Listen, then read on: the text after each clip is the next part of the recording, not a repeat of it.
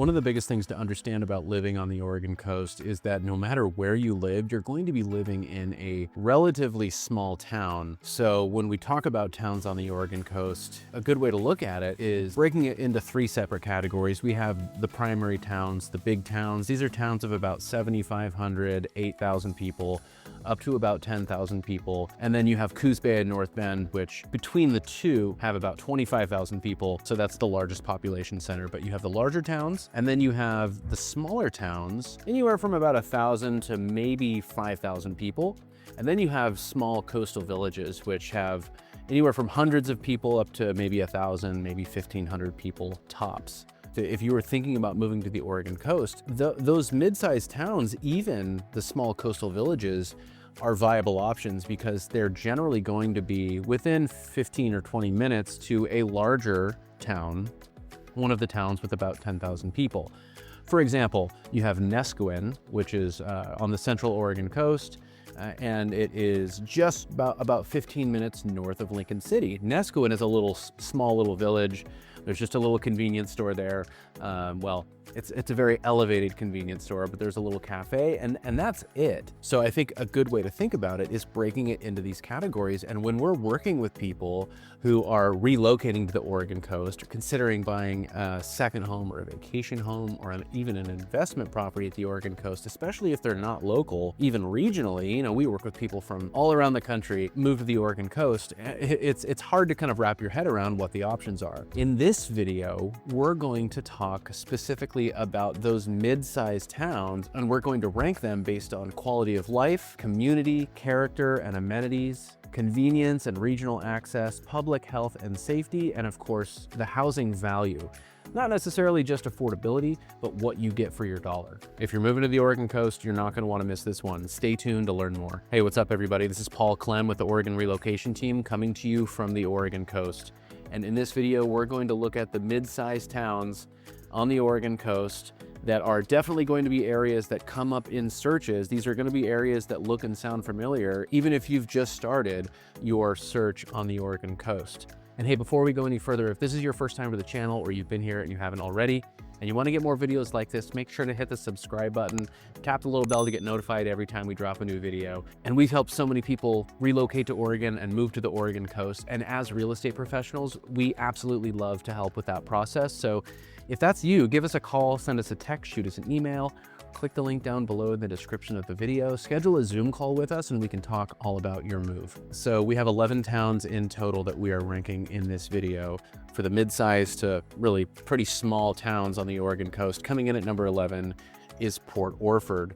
Port Orford scored an overall 6 out of 10 when you look at all of the categories broken out. And you know, this is a town of 1,200 people.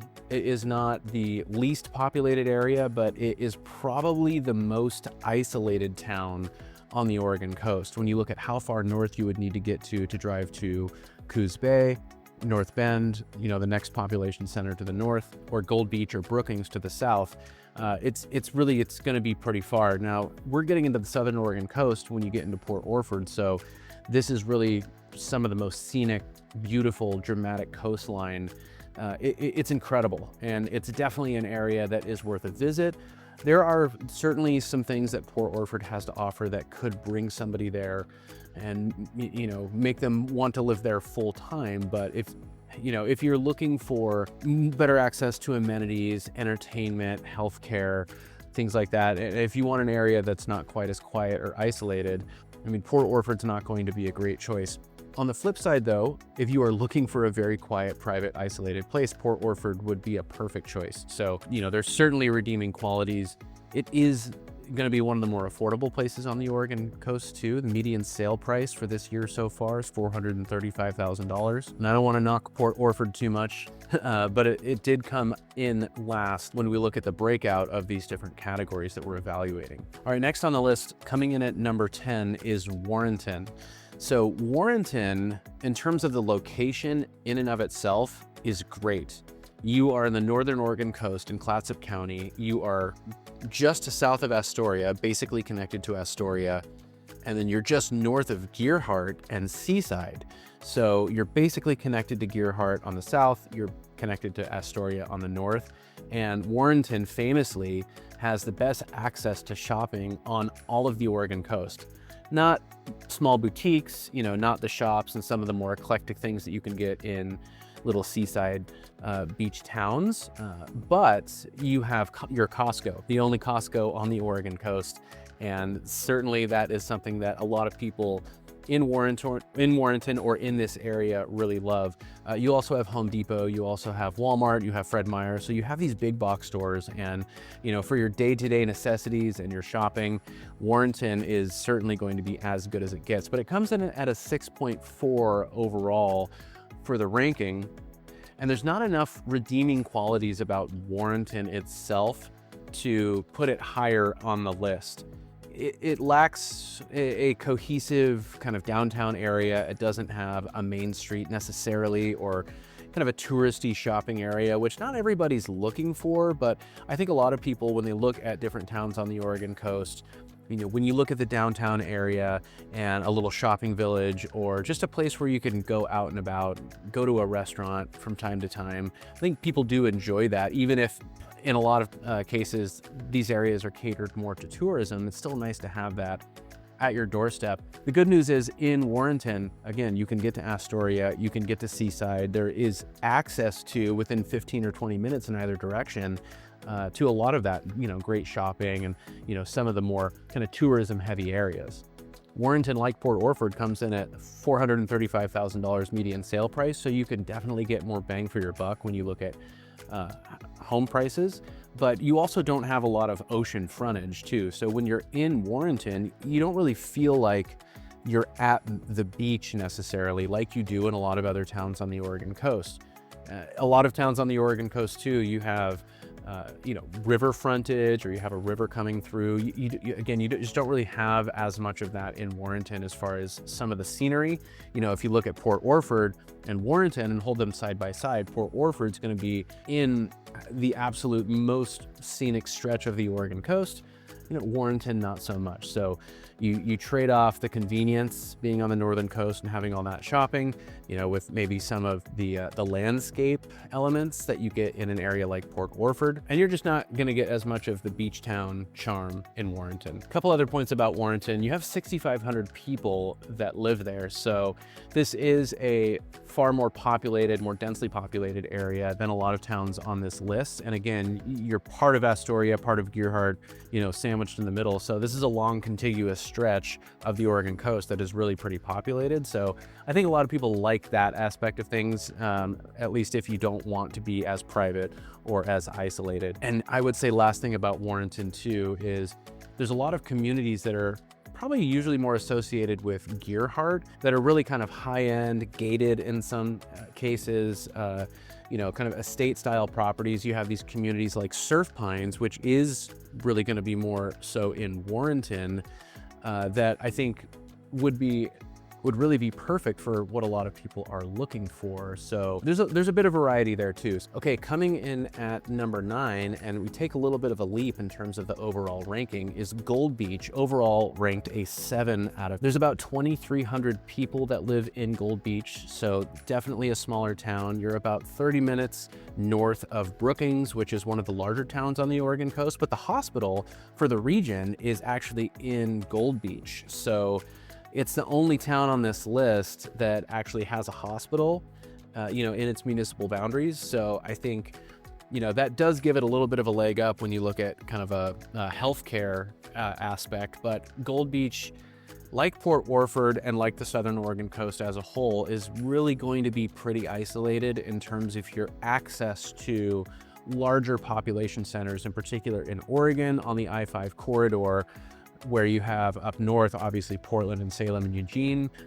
but even down south, Roseburg and Grants Pass and Medford and Ashland, there's just not as much of a straight shot getting east-west. But if you look across the board, I mean, it's kind of 7s, for every category, basically. I think, there are more conveniences in Gold Beach and more amenities for day-to-day stuff than you get in some of the other medium to small towns on the Oregon coast. It's part of that southern Oregon coastline that is just dramatic, beautiful scenery, really kind of unrivaled when you look at the rest of the Oregon coast. And you've got the Rogue River coming out there, which is one of the wild and scenic rivers. Great fishing, you know, there's like rafting trips on the Rogue River. So a lot of stuff inland in terms of outdoors too, hunting and fishing and all that stuff. So, you know, in terms of lifestyle, I think Gold Beach is definitely going to check some boxes for some people. And then, you know, for some people, it's going to be probably just a little too quiet, a little too off the beaten path. But at $480,000, just under $480,000 median sale price this year, it does remain one of the more affordable areas on the Oregon coast as well. So that is definitely a big draw to Gold Beach compared to some of these other towns. All right, next on the list, coming in at number 8, is Pacific City. So just 1,100 people live in Pacific City, but it is a very seasonal, very tourist-heavy town. So, you know, at any given time, point in time in the summer, especially on the weekends, you know, there might be 3 or 4 times the population of Pacific City actually in the region. You know, surfing, beach activities.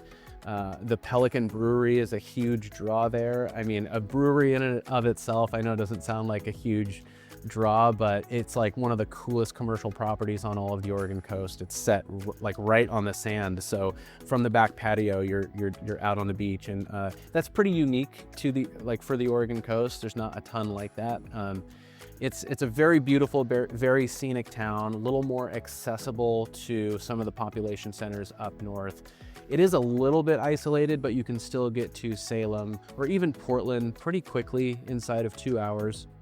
This is a town, like many on the list, where I think you start to get into closer to like a 50-50 ratio of full-time residents and second homes, vacation homes.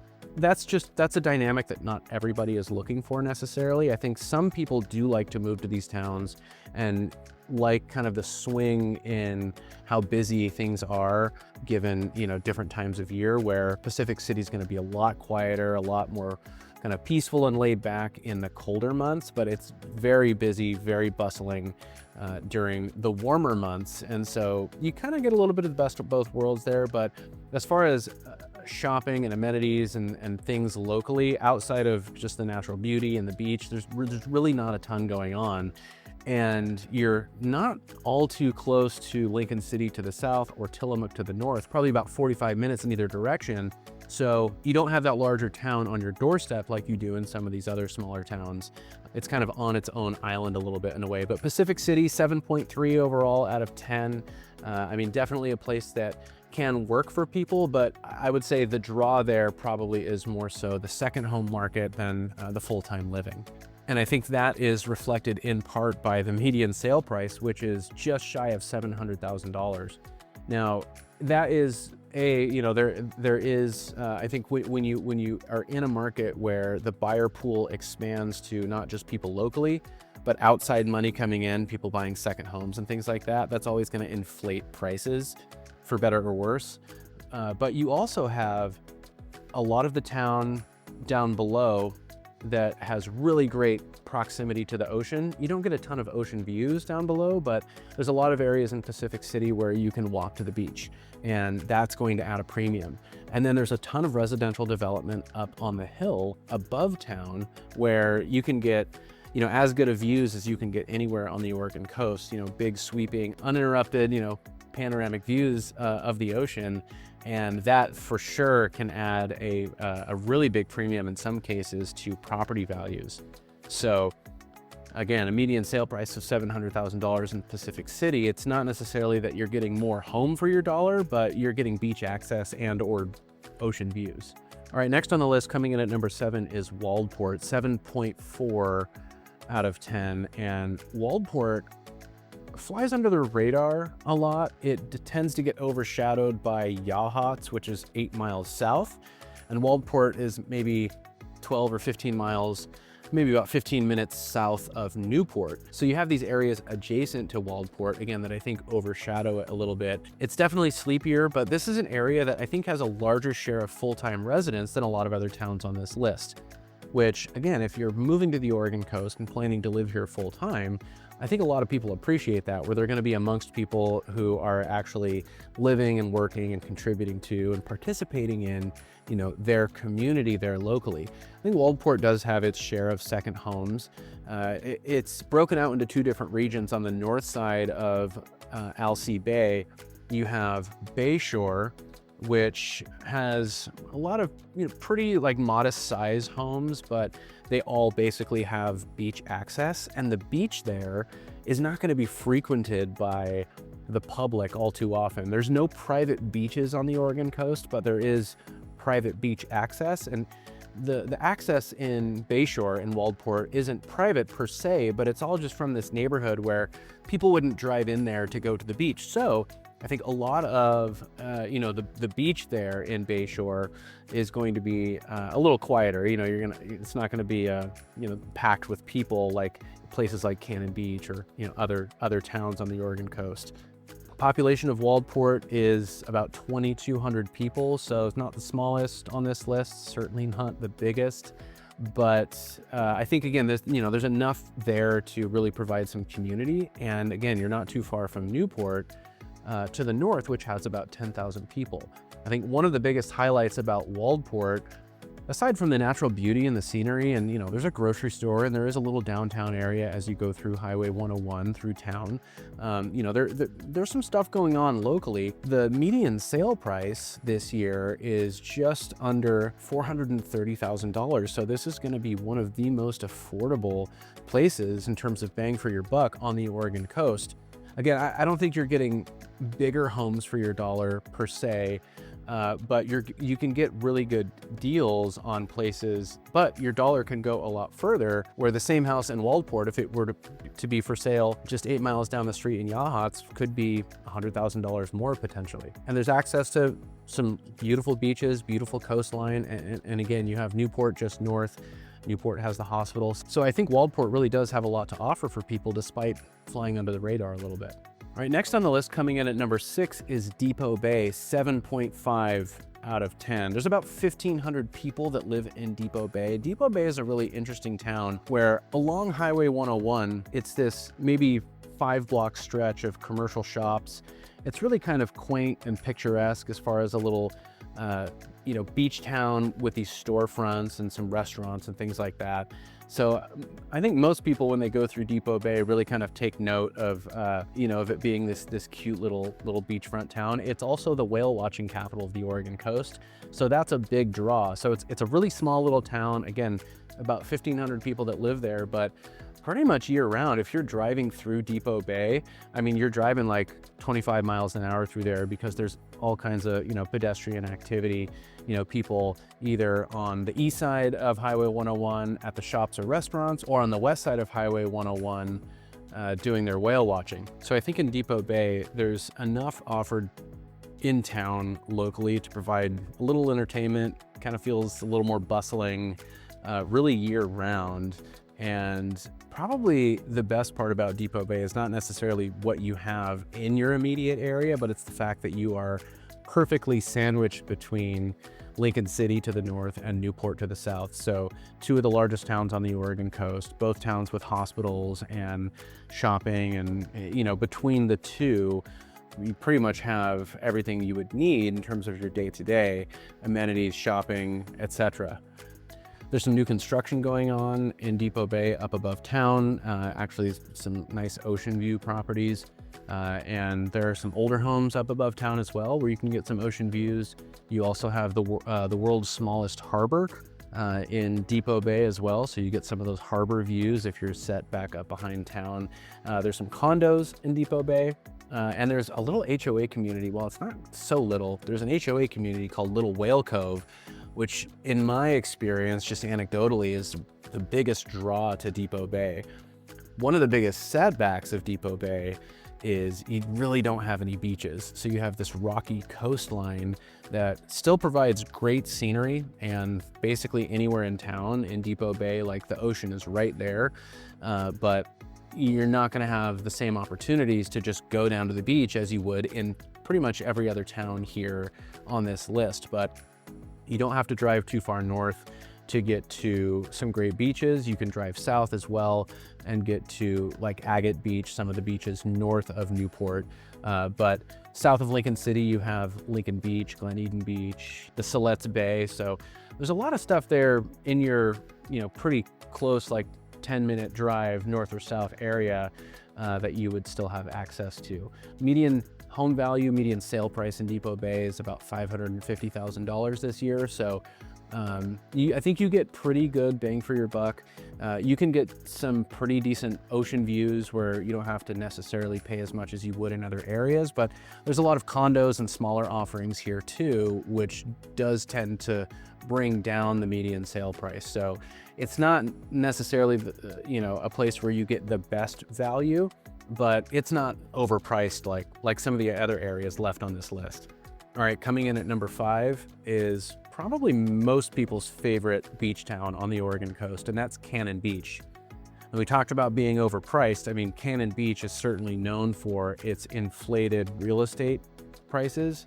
Now, there's a lot that you get for what you pay for here, but you are anywhere from 10 to 50% higher in terms of real estate prices in Cannon Beach than you are in just about any other town on the Oregon coast. So Cannon Beach is coming in at a 7.6 out of 10. There's about 1,500 people that live there full time, but there could be 5, 8, 10,000 people in Cannon Beach on a given day. It's a straight shot from Portland and from other really populated areas in the Willamette Valley, people coming out to the coast, especially in the summer. It's just such a popular activity, for people to even drive out for the day. And Cannon Beach is one of those towns where people will drive out for the day just to spend the day on the beach, especially if there's like a heat wave going on in Western Oregon. But overall, Cannon Beach really has it all. I mean, the highest volume of great shopping and great restaurants and incredible beaches and the little inns and hotels. And I mean, it's very much like a little resort town. It definitely feels higher end. I think, again, you're going to get more living in Cannon Beach. You're certainly going to pay for it. You also have great access to Portland, just due east. You can get to Portland in about 90 minutes. So between that and then being able to get up to Seaside, which is maybe about 10 miles north, there's a hospital there in Seaside. So both regionally and then also your access to Portland, and also the concentration of just entertainment and activities and things to do in town. It is no surprise, like you wouldn't, if you went to Cannon Beach, it would be no shock that this is, arguably the best town on the Oregon coast, consistently rated that way. But I think on the other hand, it's very dense. And it is very busy, very bustling. There's traffic, both foot traffic and car traffic. And I think for a lot of people that we work with, the price can be a deterrent for sure, but also just how crowded it gets. It's not necessarily a place that, people see themselves living full time. I've seen the median sale price up over $1 million this year so far. The median sale price is $835,000.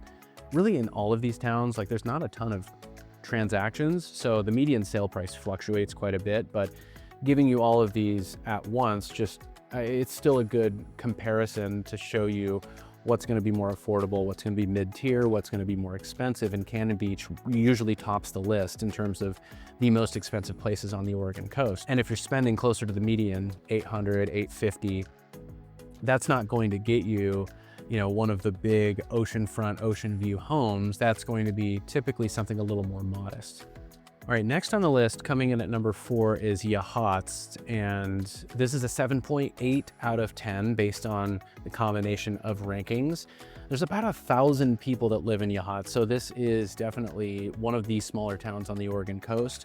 Like many of them though, the main drag, kind of the main street, it's right on Highway 101, kind of like Depoe Bay, kind of like Waldport, and a lot of other towns on the Oregon coast. And so it tends to feel pretty busy and bustling for a lot of the year, in particular in the warmer months. So Yachats is certainly not immune to that. I think there's a few things that hold it back. The convenience, your actual location on a map, I think you're about 45 minutes north of Florence, which is one of the other larger towns, about 10,000 people. And you're not too far from Newport, probably about 45 minutes north of you. So it is a little more isolated. You still have a couple of larger towns with hospitals and things that you would need in terms of shopping, where you can get to from time to time. But it is one of the most special places from like a scenic perspective. The town itself is really like a work of art. It's built like into the coastal range where you have the town on Highway 101, little grocery store, couple shops, couple restaurants, coffee shop, and then the town just climbs like, it's very dramatic right above town. So you can be at some elevation above town and get these incredible views of the ocean, which is great. And it's something that I think in part adds to the home prices here in Yachats. A median sale price is just under $750,000. So again, it's not the most expensive place on the list, but you're not going to get a lot more house necessarily. What you're getting is this incredible scenery and beauty and the landscape and a very kind of quaint, idyllic little seaside town as well. So this is an area where I think you'll find a lot of people do have second homes and vacation homes and things like that. But I think even with 1,000 people, you can feel a sense of community in Yachats, more so than you can in some of the other towns on the list, I would say. All right, coming in at number 3 is Manzanita. And Manzanita is another town that tends to be pretty high on people's lists.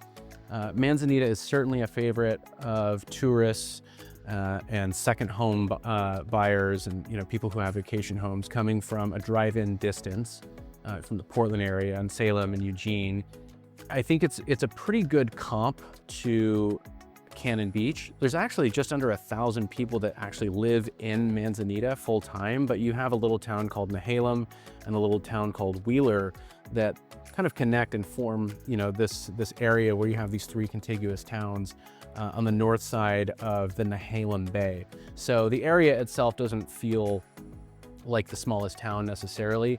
It has a main drag, a main street that is much quieter than Cannon Beach, but has still a really good volume of great restaurants and shopping. The beach in Manzanita is incredible. You're right down below Neahkahnie Mountain, so you can look up and see one of the highest points on the Oregon coast. That's an incredible hike as well. So in terms of the outdoor activities, you have state parks and state rec areas at your doorstep. You have the Nehalem Bay, the Nehalem River, so there's crabbing, there's fishing. I think it's a really good combination of, this picturesque town, really cool houses, a great little downtown main street, great beaches, again, the scenery and the outdoors and, the activities that you can engage in. I think in a lot of ways, you could consider Manzanita to be Cannon Beach, but for locals. And that's not totally true because it is very touristy too, but it doesn't get quite as congested and overrun with tourists necessarily as Cannon Beach does. But the home values reflect all this value that you're getting in Manzanita. Median sale price this year so far is $800,000. So Manzanita is usually right there on par with Cannon Beach. There's a little village called Arch Cape in between Cannon Beach and Manzanita as well, which actually tends to be the highest price consistently. But so the stretch from Cannon Beach through Arch Cape to Manzanita is the most expensive corridor on the Oregon coast. Manzanita, again, you can find a little more affordability than Cannon Beach, despite probably checking more boxes for people, especially who would be moving here to live full time, but it doesn't have quite the volume in terms of amenities and restaurants and things like that. Manzanita is probably a little more isolated and probably not as great access to some of the larger population centers as well. You probably add another 20-25 minutes getting from Portland. And to the north, you have Seaside, which is not the biggest town, but it does have a hospital and, you have medical offices. And Tillamook is to the south, which again, not the biggest town, but you do have a hospital there as well and bigger grocery stores and things like that. So I think for Manzanita, the trade-off is, being relatively quiet, maybe a little bit more private, but arguably having, kind of the perfect combination of what most people would be looking for, despite not necessarily being the most affordable place to live. Okay, coming in at number 2 is Gearhart. And we talked a little bit about Gearhart when we talked about Warrenton, because these are two areas that are connected with each other. But Gearhart is really kind of one of a kind as far as, the Gearhart proper area. There's not really a town in terms of a commercial area. There's like an intersection with a couple little restaurants, a post office, and then in the middle of Gearhart, you have the McMinimans Hotel and golf course there, which is really cool. But despite not having much in town, you have Seaside just to the south. You have Warrenton, the Costco and everything to the north as far as shopping, and then into Astoria, where you have this really cool historic old town, which is gonna have a ton to offer as far as entertainment and things to do and great restaurants. And Astoria, if you didn't see our last ranking, was ranked first on the list of larger towns on the Oregon coast. So Gearhart comes at an 8.2 out of 10, population of about 1,800 people. This is an area that I think, like many, probably is about 50-50 in terms of full-time residents to second home and vacation home owners. But I think there is a sense of community there, even amongst the people who have their vacation homes there. I think there's a lot of involvement locally. I think people have a lot of pride living in Gearhart or having a place in Gearhart. And it feels very clean and very well put together and kind of elevated in a way that Cannon Beach does, but it doesn't have like the Main Street commercial corridor like Cannon Beach. It's almost like Cannon Beach without the Main Street, which is what makes Cannon Beach so overrun with tourists and congested for many months out of the year. Whereas Gearhart can get very congested, but it's just people who are either living there or staying there, on vacation. The beaches there are great. Now you can drive on the beach there, which, especially if you have kids, not everybody loves, but you can drive your car down onto the beach. Really long, contiguous beach. It's as good as any, on one hand, but it's not the most scenic stretch of coastline like I talked about with Warrenton. You don't really have all these like kind of headlands and rock formations and things that you can get, especially like on the southern Oregon coast and a lot of the central Oregon coast too. So there might be a slight trade-off in terms of scenery, but the access to Astoria, the shopping in Warrenton, the entertainment of Seaside, Cannon Beach is just down the road. Even Manzanita is not too far away to the south, and then being just due west of Portland, again, it really creates this environment where you kind of have everything you would need there locally and also everything there at your doorstep. Gearhart also is in some ways defined by some of its more luxury, upscale, gated communities too, where I think you have the highest concentration of gated communities in Gearhart compared to anywhere else on the Oregon coast. And these are usually going to be properties with like half an acre or acre lot. A lot of these places have big uninterrupted ocean views. You've got a few golf courses in the area. So it has a little more of an upscale feel in that way. And all of that is really what contributes to Gearhart having a median sale price so far this year of $830,000. Now, everything on this list so far has been pretty self-explanatory. Not a ton of big surprises for me necessarily, where, say the top half of this list have some really incredible towns and really each, have something that they could offer somebody depending on what you're looking for and the type of lifestyle and the type of environment that you would want to be in. But number one was a little bit of a shock. It's Bandon. Talked about how the southern Oregon coast is a little more removed, a little more isolated, and that in and of itself does tend to be a deterrent for at least a decent percentage of people who are considering moving to the Oregon coast. I mean, you got to keep in mind that, and this might be you as well, moving to the Oregon coast, you're probably coming from, a place that even if you had 50,000 people in your town, it's going to feel much more small town living. It is a really big transition, not to mention the weather, not to mention the dynamics of home maintenance and what living on the ocean can do, and how often you need to replace your roof and how often you need to repaint your house and things like that. So, I think people are looking for convenience where they can get it when moving to the Oregon coast, knowing that there's going to be some sacrifices no matter what, and it's going to be a transition. So when you look at Bandon coming in at 8.2 out of 10, I think, again, on the surface at least, it's a little bit of a shock, but Bandon has 3,300 people that live there full time. I think it's a place where you don't have as high a volume of second homes and vacation homes like you get on the northern Oregon coast, where everybody's driving over from Portland. You know, it's less convenient. It's a less convenient place to have a second home or vacation home. There's certainly plenty of that. It's definitely a big tourism hub. And the little downtown area is great. You know, it's just like Cannon Beach or, you know, the little downtown area in Yachats. A little bit more to offer than Yachats, or the little downtown area in Yachats. It's a little bigger than Yachats, but you know, it's still, again, it's this idyllic, picturesque, quaint little seaside downtown that has really cool restaurants, and there's coffee shops and breweries, and you know, so much to do there in town. But I'll talk a little bit more about the location in a minute and why it might not be so bad. But I think when you look at Bandon, it's really about value.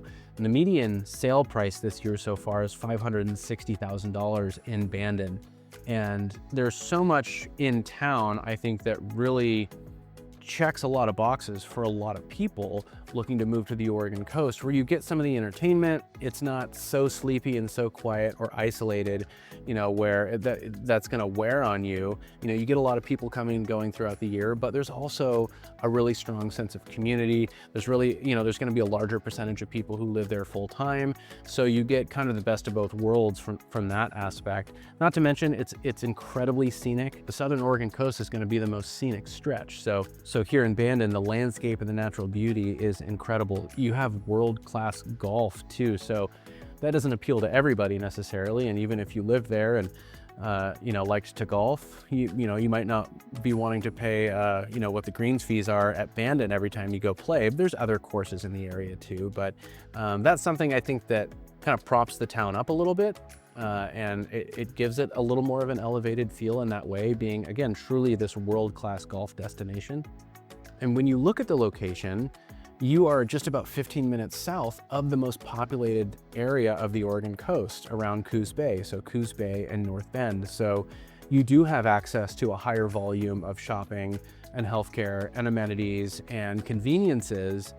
Being that much closer to Coos Bay and North Bend, you know, it's not Salem, it's not Eugene, it's not Portland, but you don't necessarily have to travel as far to get, you know, some of the things that come along with being in a more populated area.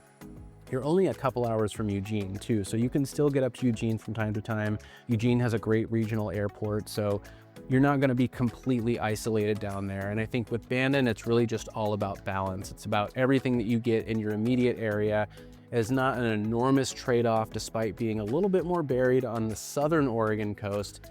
And again, when you look at the median sale price being $560,000, you're getting probably the best value overall when compared to any other small to medium-sized town on the Oregon coast.